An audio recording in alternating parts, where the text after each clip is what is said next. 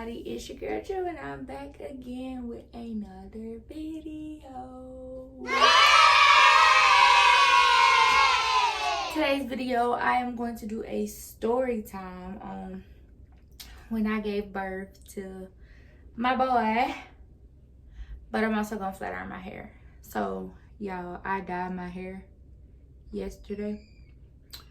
I didn't put it on camera because I was having complications with the camera and stuff, but I did do it. I did dye it, but I do want it a little brighter.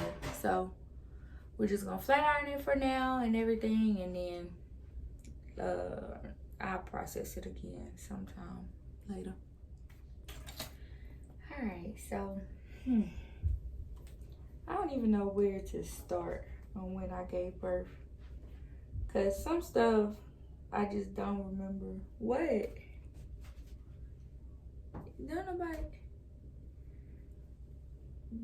She always just do hair, y'all. She cut it. Oh my gosh. I'm not even doing a hair tutorial video, none of that. But I don't even know where to start on my birthing, like what happened, because I don't even remember a lot of stuff, like completely everything. And I have heard that whenever you give birth and stuff, sometimes that your memory just kind of be faded a little bit. So I think that's what happened to me.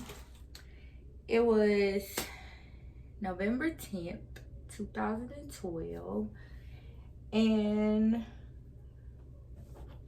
I had just went to the doctor that Monday before. So whatever that Monday was, I had just went to the doctor. I had started, doing my weekly appointments and all this stuff because we was getting closer to delivery time, because my delivery day was November 19th. And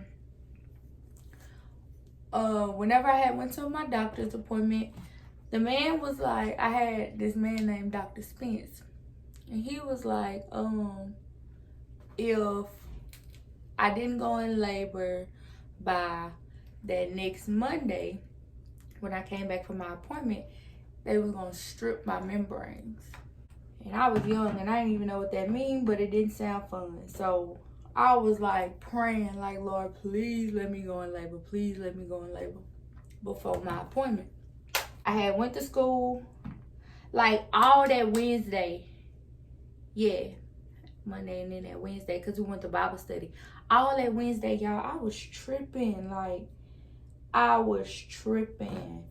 I was doing crazy stuff, saying crazy stuff, having crazy dreams. Like, it was ridiculous. After that Friday, I had went to school, no complications, nothing, seemed weird, nothing. I was fine. It was just, the normal for me to go to school. I was very active. I walked the stairs. I never took the elevator, all that stuff. Well, that Saturday, I'm like, my goodness, I'm not gonna go into labor. They gonna strip my membranes and I'm gonna be crying. So that Saturday, I had just got off the phone with one of my friends, and I was like, girl, let me take a nap, like, cause I was so sleepy, I was so tired, my body was just so drained.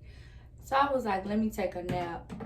But that was normal, because I was always tired. But I was always tired, and I was the queen of taking naps. Like, every time you turn around, I was asleep. With no problem. Knocked out sleep. Eating or sleep.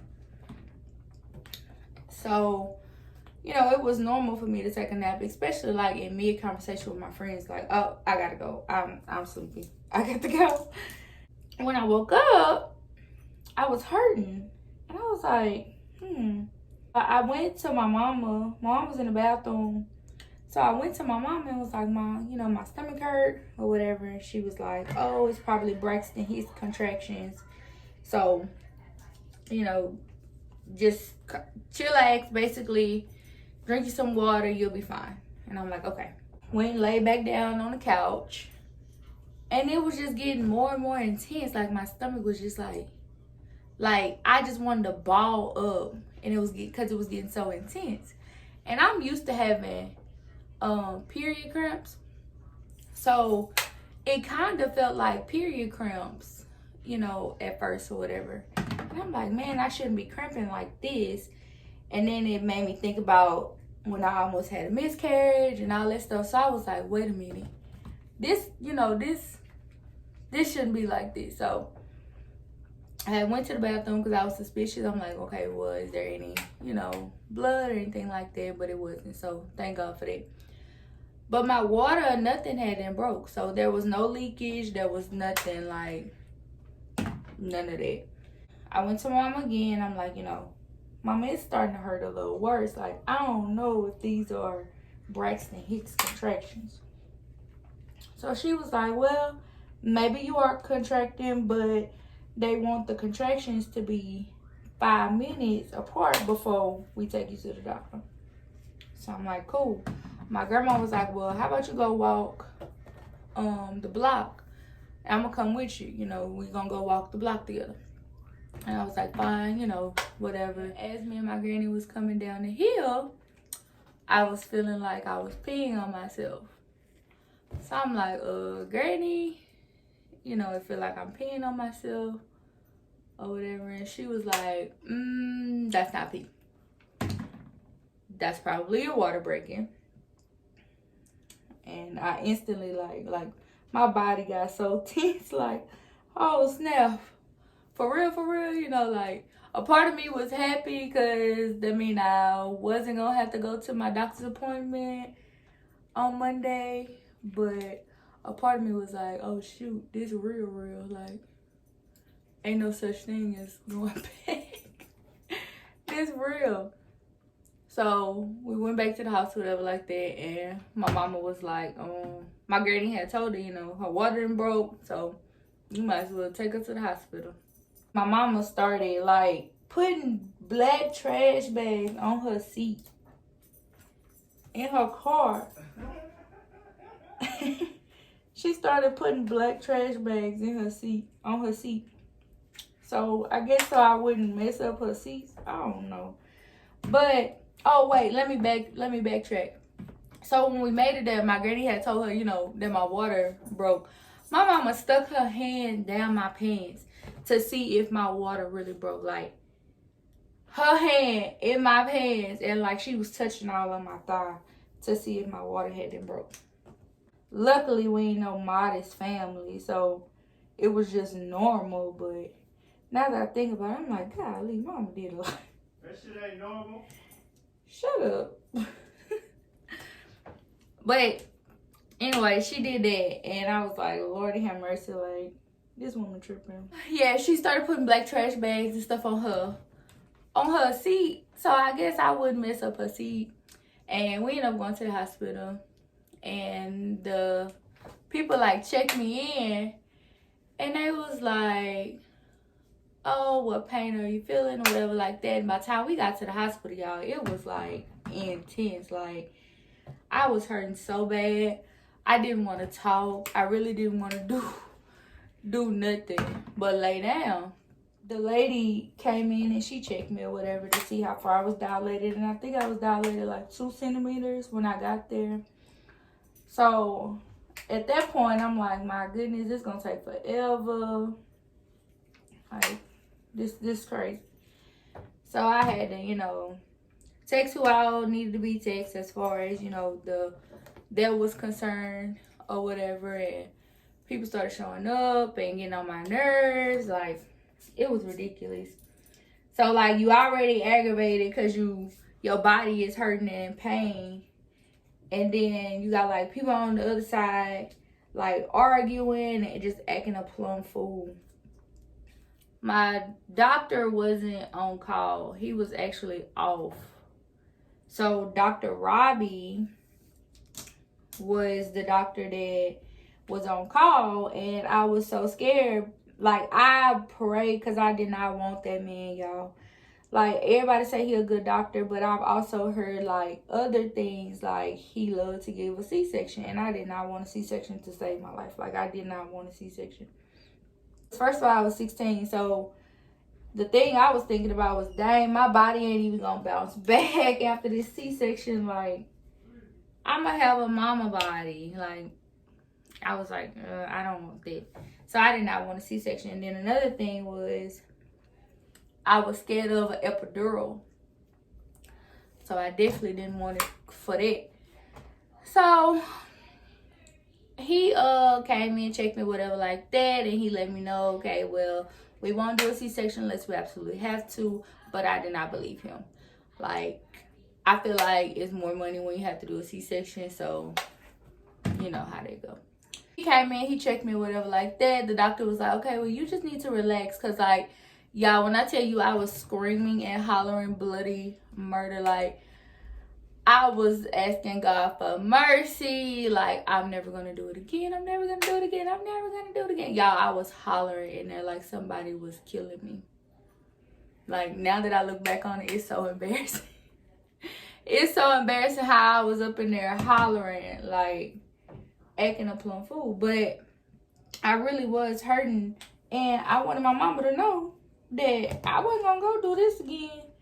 Like, I ain't finna be having all these kids like that. This hurt. And so, and my mama and my doctor basically agreed to, you know, make the process something that I have to go through, something that I have to feel. And I was perfectly fine with that, because I wanted to prove to my mama, you know, that I'm all in it, you know. So I wanted a completely natural birth, like no type of medicine, none of that, just a baby pop out. The doctor came in, checked again or whatever, and I hadn't got to like 5 centimeters. So I was like, okay, the ball is rolling or whatever like that. But I couldn't get up. Like, they was like, you can't move, you can't get up.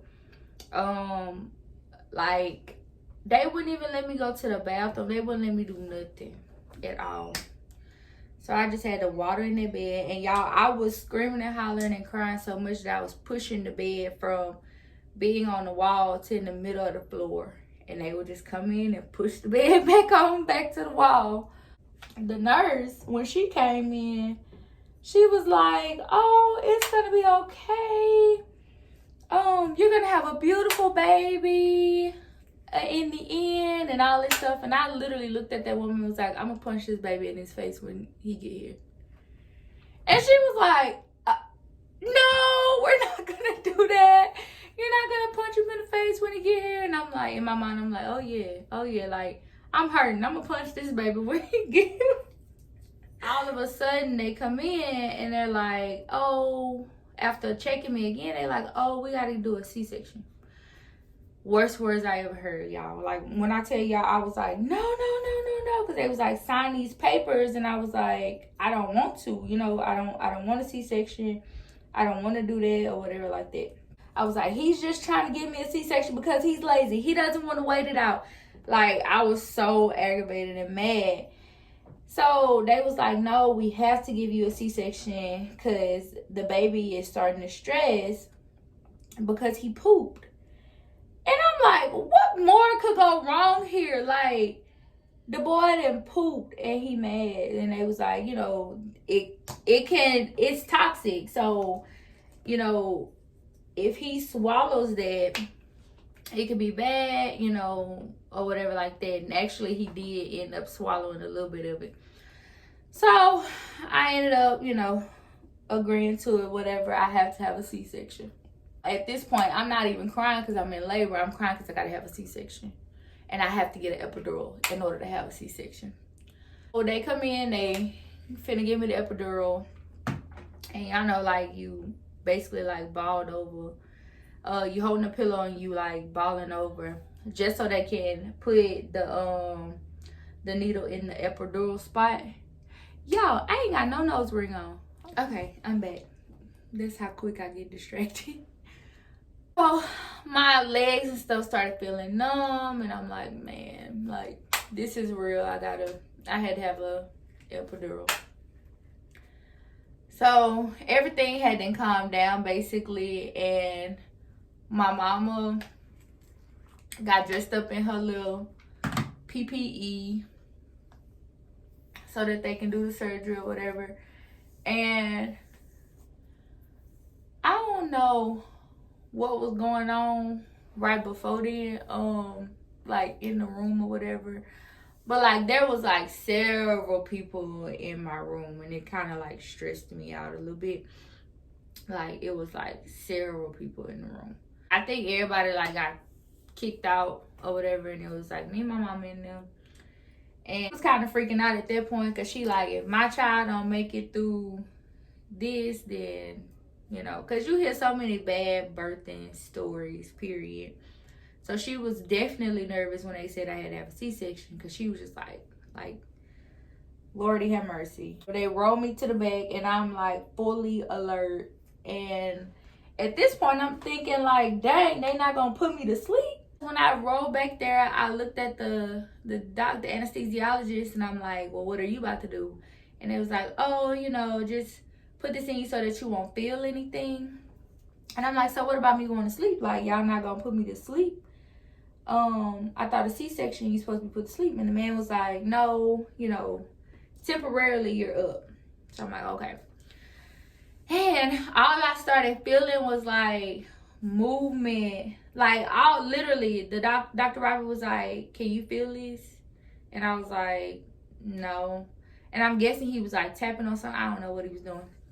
But they was asking, could I feel it and whatever? And I was like, no.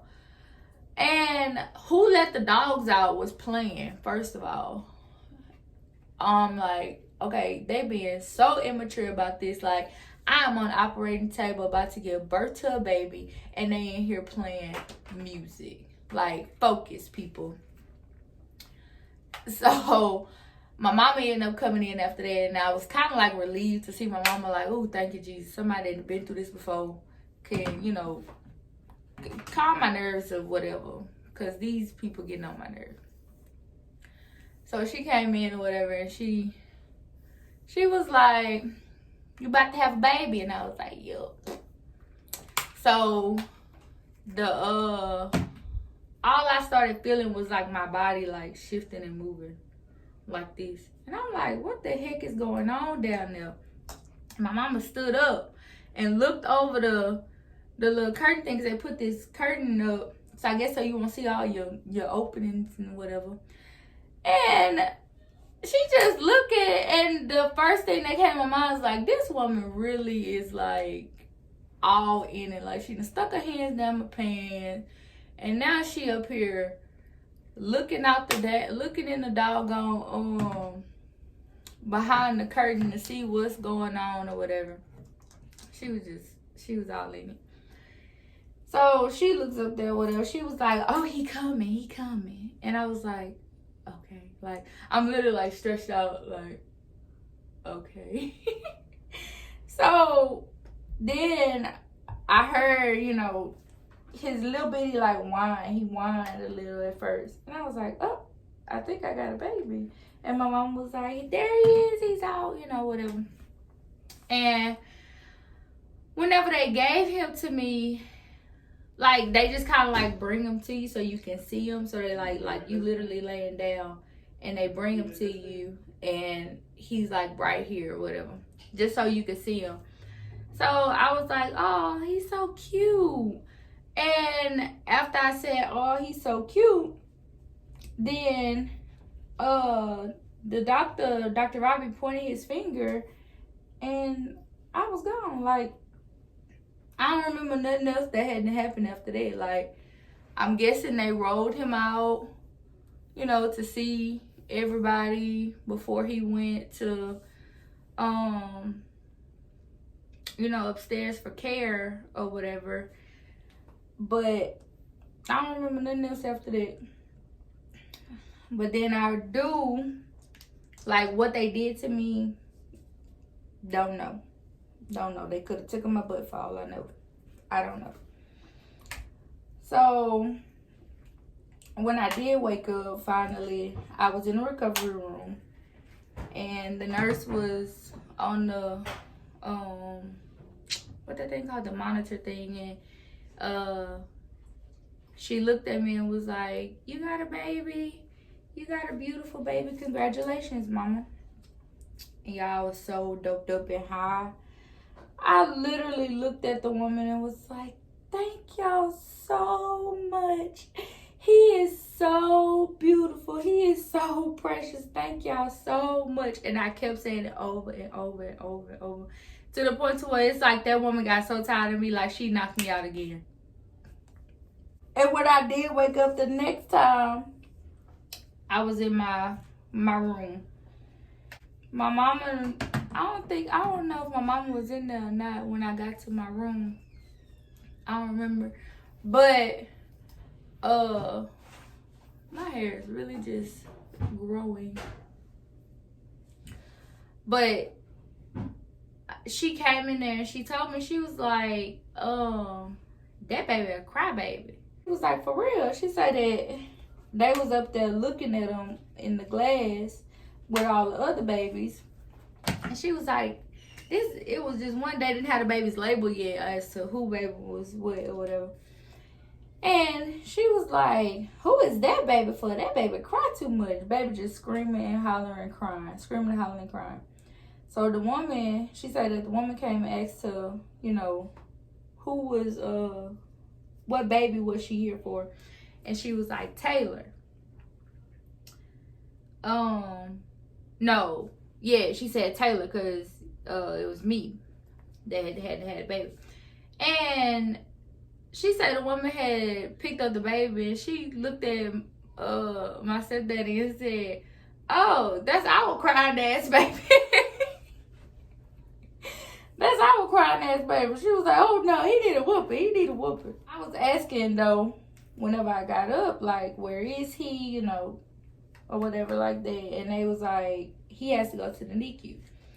So they was just gonna bring him to see me, but he was going to the NICU because his lungs, even though he was 38 weeks and technically full term, his lungs was not developed as if he was full term.